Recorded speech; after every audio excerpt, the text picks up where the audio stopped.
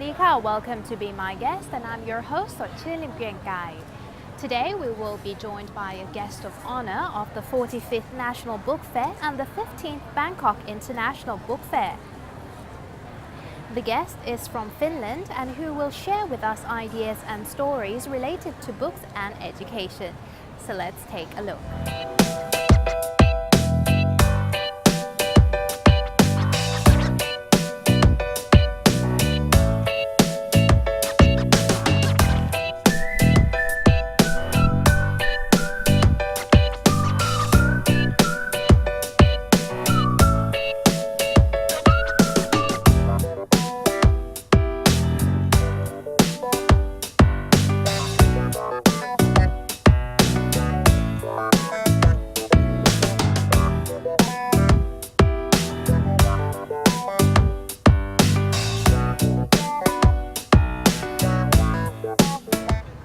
In today's episode, we are joined by a very special guest, Her Excellency Satu Sukari Kleven, Ambassador of Finland to Thailand.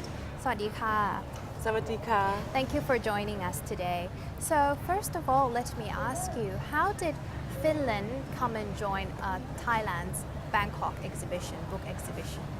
But we were very honored and very happy to have been invited to be the guest of honor. And I think especially this year we were extremely happy to get the invitation because Finland is celebrating its 100 years of independence this year. So we were extremely happy because during the 100 years of independence and throughout our history, reading and books have been an extremely big part of our culture. I see. So is this the first time that you're joining the exhibition? It is, yes. We've had Finnish books that have been translated into Thai language. We've had them on display, but this is the first time we have anything like this here at the book fair. I see. That's great to hear. So can you tell us a bit more about the concept that you brought? Yes, we wanted to create a Finnish world with a few special themes. And one is children's books. And some of the children's books, Finnish children's books, are fortunately already well known in Thailand. Yes. Because the Moomin books have been translated into Thai language. And I've been very glad to see lots of Moomin shops in Bangkok as well, and cafes. And so children's books is something we want to introduce from Finland a lot. And then the other main theme is education. Fortunately, Finland is very quite well known for our education system, and we've been very happy to rank quite high on the international comparisons on education. So this is something we are very happy and very proud to present also abroad. So we bought a number of books, school books, either in Finnish or in English. And then we also have one major education book that has been translated recently into Thai language. Thai language? Yes. Wow. Yeah, okay. by Open World. Finnish Lessons 2.0. Oh, okay. And it's in Thai, so that's very nice. Exactly, yes, yeah. So and the author is here as well. I see. And then so the author of the book also is at the exhibition as well. Exactly. I see. Okay. Yes, and then then we also have kind of the third theme was that we want to present Finland also as a country of design and country of beautiful nature, to attract more Thai people, even more Thai people, to come and discover Finland. Sure. And that's why we wanted to display a huge Northern Light picture, and we have some other pictures of Northern Lights where people can take their selfies against the background. And then we have Marimekko. One of our sections is designed by Marimekko brand to present Finnish design. And of course we have lots of books about design and nature here as well. I see. I already found that it's very interesting, and I'm sure that after people see this they would want to come and visit because it looks unique from other booths, of course. So what about in Finland, do they encourage youngsters to read more? Are there any campaigns that the government try to put into or implement? Definitely, yes. Yeah, and this is. I mean, we have very long literacy traditions, and Finland is a very literate country, and people love books. It has been very deeply rooted in our society. Like 100 years ago, when we became independent, that was something, or even before that, that was something that the government thought that everybody has to be able to read, able to get good education, and able to create the prosperous nation. So it's very much in our DNA to read and to love books. But still, of course, a lot of encouragement is needed. But that's one of the issues why we wanted to bring children's books, because when children discover the world of books when they are young, then it kind of stays with you for the lifetime. Yes. And but at schools as well, the Finnish government is encouraging a lot, and also and I think we have also in Finland a special challenge these days, because children are so they love to, of course, use technology and which is great, of course, but then sometimes you forget about traditional books. Yes. But they are also so important to develop a lot of different kinds of skills. So we are also in Finland sort of encouraging children to rediscover reading books, novels. Sure. It's good to start early, of course. Yeah. Reading is something you can get as a habit, and it stays with you, actually. Exactly, yeah. So that's good to hear. Another thing we have, because one of the most important things about Finnish society is equality. We want everybody to have the same equal opportunities, either to education or any other things. I see. It also goes with books. And we know that, of course, Finland is a huge country, and some of the places are quite remote. So not every we don't have we everywhere, but where we don't have, we have library buses. And this is wonderful. So we have library buses that go around in smaller places, or even in big cities, in places where they don't have a library right there. Oh, that's and this is a great. wonderful way of encouraging children as well. Of course. And what about the reading trend? What does Finnish people like to read? I think one of the trends is sort of a crime. Crime? Yes, Oh, wow. and adventures, and one of our most popular new novelists is actually here as well, Miss Salla okay. Simukka, and she has written a really exciting trilogy, 3 books, and it's about they are crime novels, but they're so much more than that as well. It's see. really they really capture your attention. Sounds interesting. Is it translated, or it's only It is. in Finnish? This is translated into Thai language Oh, by really? Nanmi Books. Oh, books. wow, Yes. that's great. We have the two first parts and this is the most recent one. This one? Yes. And it's a trilogy, so there's Exactly. 3 books. There are 3 books. We have 2 already in Thai language, and the third is right now being translated. I see. Sounds very interesting. I would, Great. when I have time, I will definitely grab one and take Wonderful. a look at it. Please. Yeah. So when you say that people like crimes and mystery and suspense and all of that stuff, when you talk about education, now educational books, is it normally original, or is something you translated from an English language book, your textbooks? Normally it's original Finnish, and they are and we bought quite a lot of them with us here as well.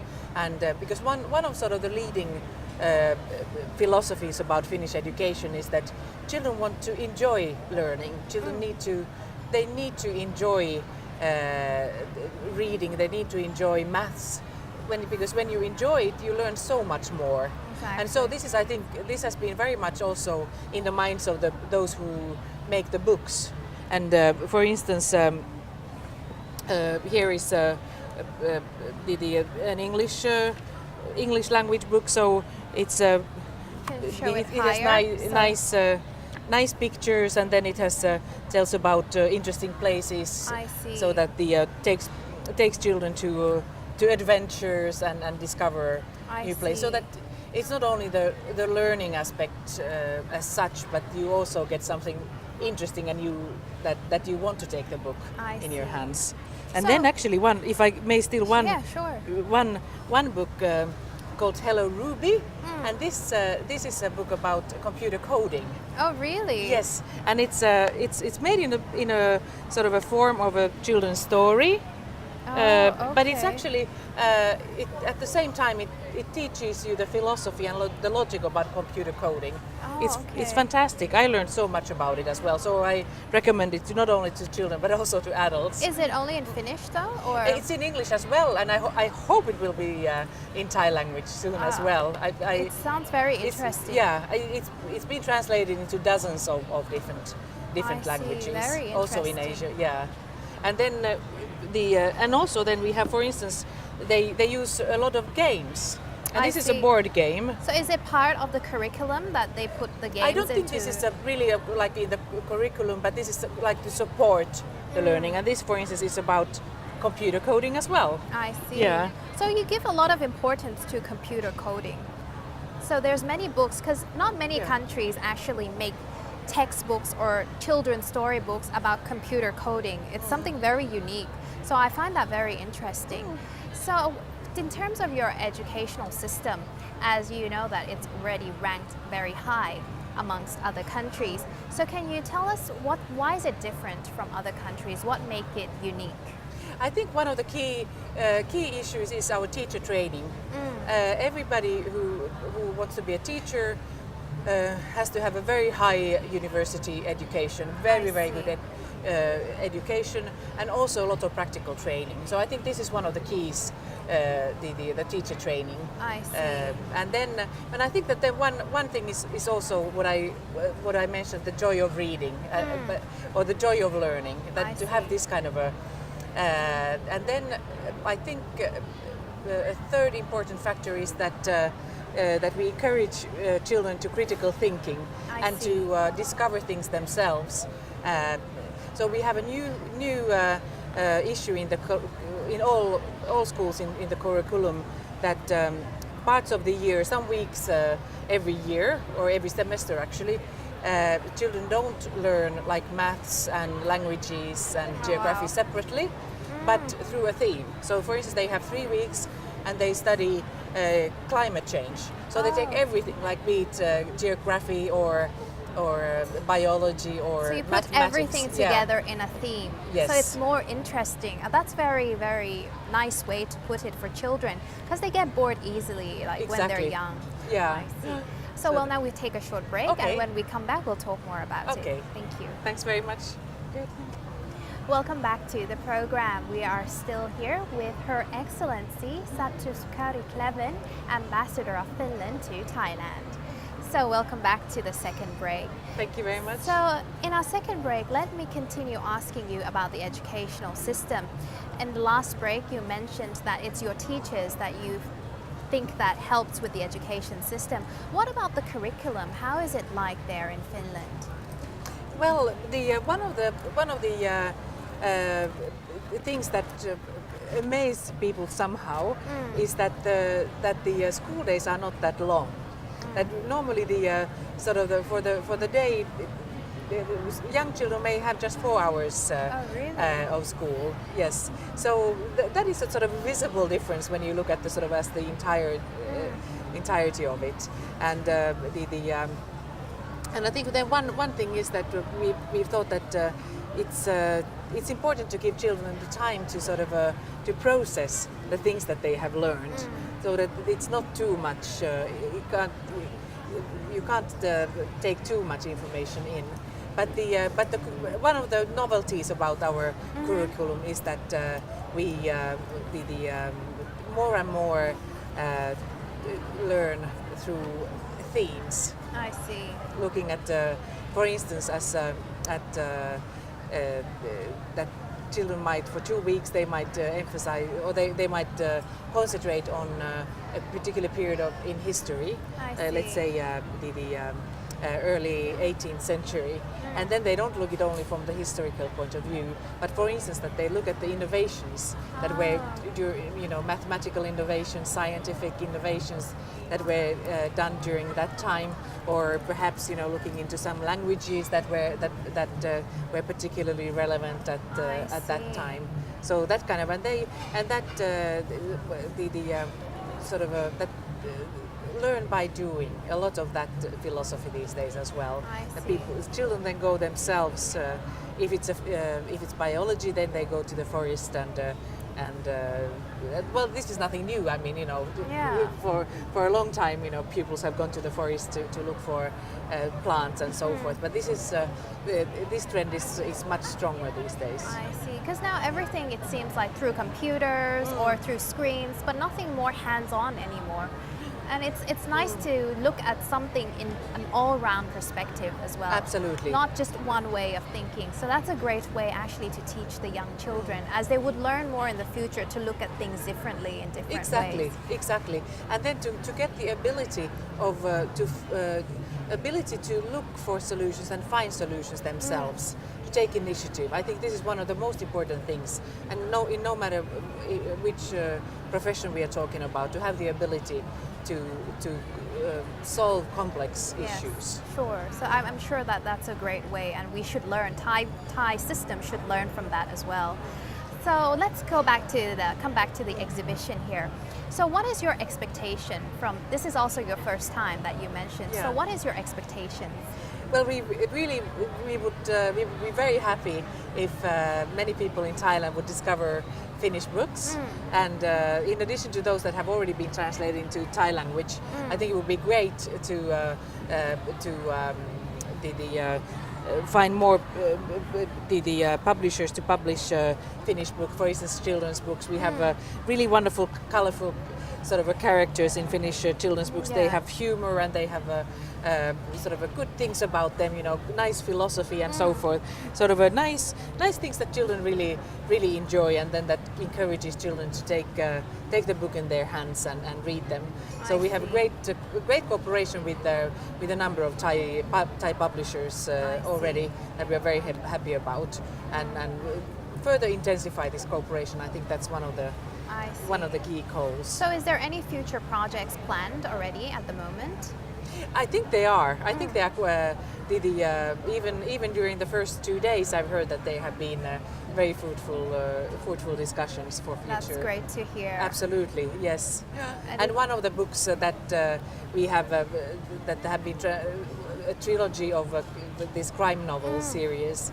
2 have been already published, and the 3rd is coming soon. I see. So Yeah. that's great to hear that it's growing well, and I hope. Yes. And there's many days left, so I'm sure that it will be very fruitful for the next coming days as well. Absolutely, yes, yeah. And another thing is that we really we want to also present Finland as a country of design and a country of beautiful nature. So we have lots of design books, architecture books, because these are something that is very Finnish. We have very strong traditions in design and architecture. So we hope that people come here, and we have some designer corners here where people can enjoy the books in peace and quiet, and have their moment exactly. with it. Yeah. So when you mention design books, is there any already translated in Thai at the moment?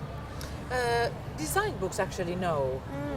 But we have a number of books already, of course, in English that can be very interesting. But it would be great to have some books into Thai language. I see. Marimekko we have a corner of Marimekko here, which is already a very known, well-known Finnish brand in Thailand, and we have some of the Marimekko books also in Finnish in English here, I that see. people can learn more about the patterns and the stories. And about. hopefully it will be translated in Thai so that it could be more well known as well. Absolutely, that would be great. Yeah. So in terms of children books though, like Moomin, right, over here, is it big in Finland as well? Yes, it's huge, and it's not only children's books. It's somebody has described them as children's books for adults, because they have a wonderful philosophy in them, so they can be enjoyed both by children and by adults. I see. They have really wonderful, warm world that the author Tuve Jansson has created, and it's kind of a feel-good books, and it has these small wisdoms in the books that also teach children to think in a very nice way, and reminds adults of some of the very simple things that are the most important things in life. Sometimes we look over the simple things. That's what happens in life, I guess. Exactly, and this is kind of they talked about Moomin philosophy, because I think that's what it very much is, the philosophy that when you read the books, you kind of they remind you of family, you know, how important family and friends, and a cup of warm tea on a rainy day. Values. Yes. I see. So what I've noticed from what you've told me, that the children books are actually also suitable for adults as well, as your children books are also made for adults. It's readable for both, you know, ages. So is that the theme, the trend that is going on with your children books, that is, you know, can be connected to adults and also to children as well? Actually, yes. Now that you say it, I think that there are quite a number of, even like for instance, these are sort of books really for children, which are really funny and fun to read, and also for adults. There are also some of the sort of jokes for adults are hidden there, so it's kind of a. Yeah, because normally when you read children books, it's very simple and it's just straight to the point, like a ladybird's on a leaf. It's just very simple, but from what I see in the finished books, it's more a little bit complex, but not too complicated. So I think it's a very, very good way to approach children, to give a different perspective as well.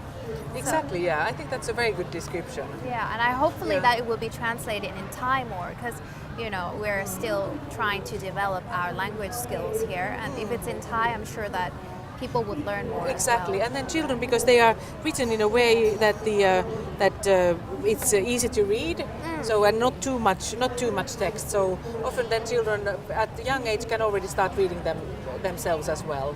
And then it's nice for parents to read them in the evening time and for children. But the characters are really nice. And then we also have, on many of the children's books, we have made films as well. Oh, really? And that's one of my dreams. I would love to have here in Thailand, to have finished children's books and films combined. You mean like another a day. short film, or it's like a proper long 1 hour? 1 hour, 1 hour and a half.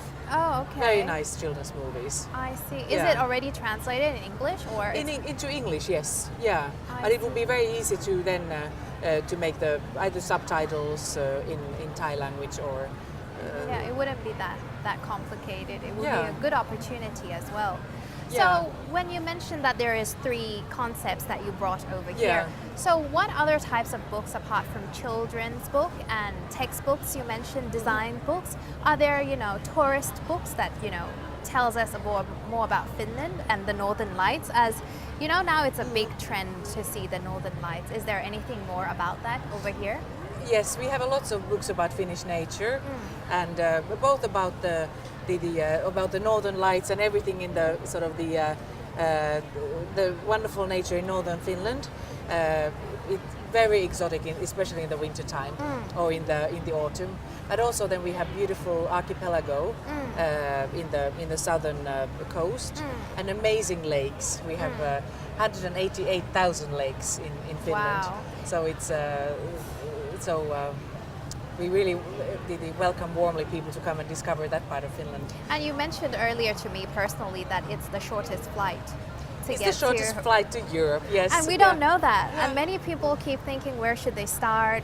Actually, it's a very nice way to actually start from Finland and then take your way along to Europe. That would be a great start as well.